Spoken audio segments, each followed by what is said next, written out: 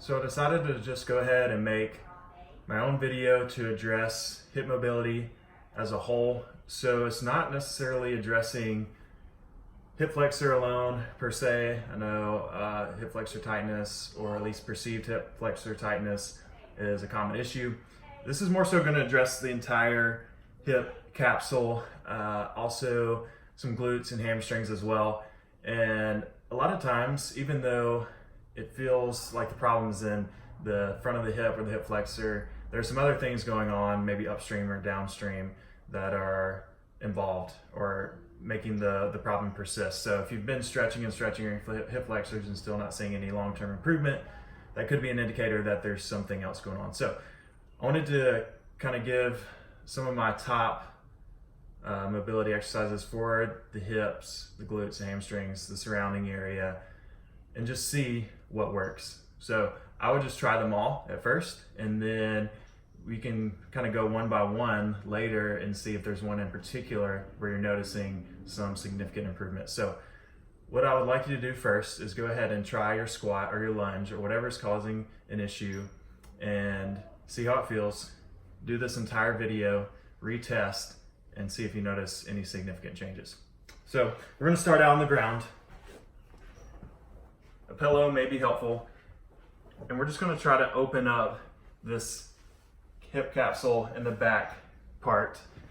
So you're going to put as much weight as possible on that knee, and then kind of shift laterally to the side. And I'm just trying to keep as much pressure into that knee as possible. I'm just pushing the knee into the pillow. I'm just rocking kind of back and forth. And then I'm also going to do some side to side action. And you might feel some pressure back here in the back of your hip and your butt. And that's not a bad thing at all. You might feel a little, almost like I don't want to say crunching, but like some things kind of moving around. And that's okay too. We're basically just jamming your femur, the head of your femur, back into your hip capsule, which is where it should be. And we're just trying to create a little more space in there. So I'm just kind of exploring, kind of hitting it from a few different angles. Still keeping lots of pressure here on the side of the knee. So you can do it on both sides, or if you just want to try the one side first that you're having issues. And then I'm going to go ahead and get into this runner stretch here. So essentially I'm just thinking of sinking my hips down to my heel, opening up this knee, and I'm straightening out my toes, just kind of holding them, anchoring them in place. From here, just doing a little rock side to side. And then also, one thing that I feel like helps a lot is doing some contract and relax. So I'm squeezing my glutes, my butt tight for a few seconds, and then relax. Tight, and then relax. Just going back and forth. I would hang out for a minute, maybe even two. Just going back and forth, trying to open up, sinking that hip down in there a little more. And you can kind of explore a few different angles with this as well. Kind of look back at your butt, look over your shoulder, hit it from a few different angles. You might notice there's one spot that's a little tighter than others. And then after that, we're just gonna do a little hamstring flossing. So I'm trying to extend, I'm pushing through this heel, getting it straight, tight here at the top, just for a few seconds, and then relax. And then relax. So we're hitting more hamstring, back of the leg.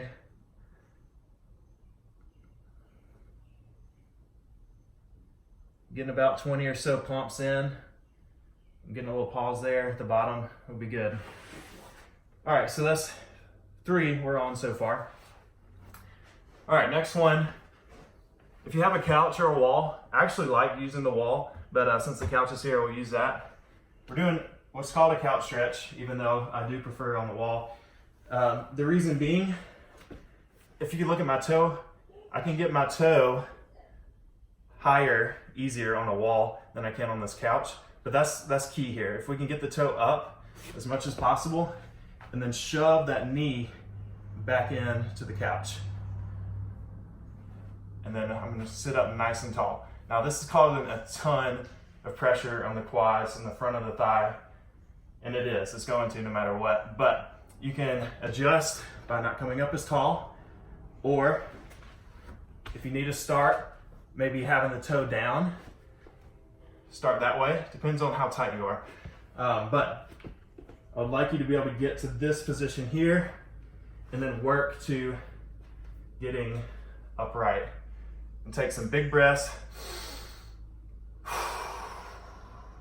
By breathing normally, taking big breaths, we're essentially telling our body this is an okay position. Even though it's uncomfortable, we're trying to get to where this feels okay, this is normal. And then another thing I like to do is kind of shift my hips laterally again in this position and kind of hitting from a different angle.